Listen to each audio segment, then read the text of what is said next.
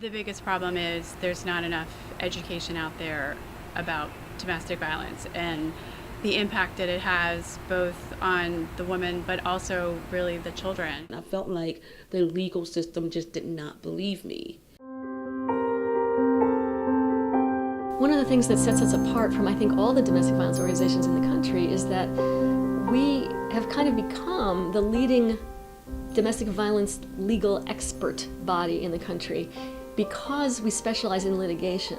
DV Leap has an absolutely essential and completely unique role at the Supreme Court as the only organization that's devoted to advising the justices about issues related to domestic violence. And it fills an important need in this community. Just because we have statutes on the books with respect to protecting domestic violence victims does not mean that protection happens in real life. And unfortunately, there aren't a lot of places that domestic violence survivors can turn if they get an outcome at a family court judgment that gives custody to the perpetrator. DV Leap is one of the organizations, the only one I'm aware of, where folks can go to get help with an appeal in a custody case that has gone wrong. This is why we launched DV Leap, was to make this kind of corrective justice on appeal and to take a case where the trial court got it wrong, and show how it was wrong on appeal and have the Court of Appeals correct it. And it's very important to have groups such as Jones doing the real world work to make the promise of the law come true in actuality. The last straw for me was when my ex told me, that he was going to slit my throat if I didn't do certain things, if I didn't follow his direction and do what he wanted. And that was really scary. And it was at that point that I reached out and got help and ended up getting the assistance that I needed to leave.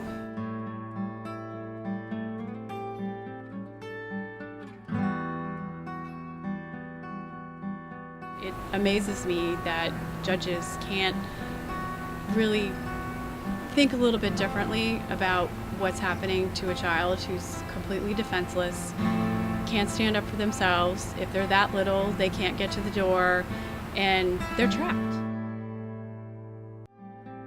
As my case progressed and we needed expert resources to try to prepare for our court hearings and the judge, DV Leap referred me to various experts, child psychologists, that I could reach out to be a resource to try to give us the tools to educate the judge. I saw a lot just through her drawings. It was an interesting progression from these blobby things to we get a little bit more color and nicer things, and now the drawings that she makes, she has rainbows and flowers and everybody's got a smile on their face, and it's just a very happy, bright picture. I was, choked off in my pregnancy. It was emotional, it was psychological, it was mental. And after my daughter was born, it continued to progress.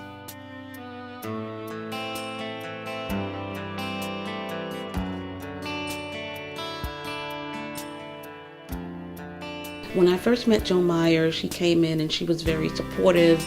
She was engaging. She reassured me.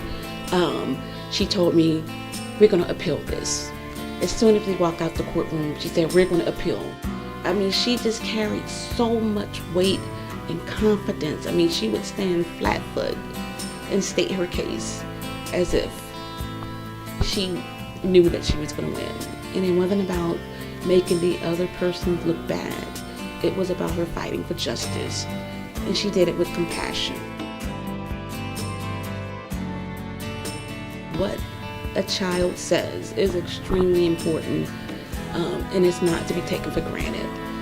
It inspired me to go further, in my life. As a result of that particular experience, I ended up enrolling in graduate school at Howard University.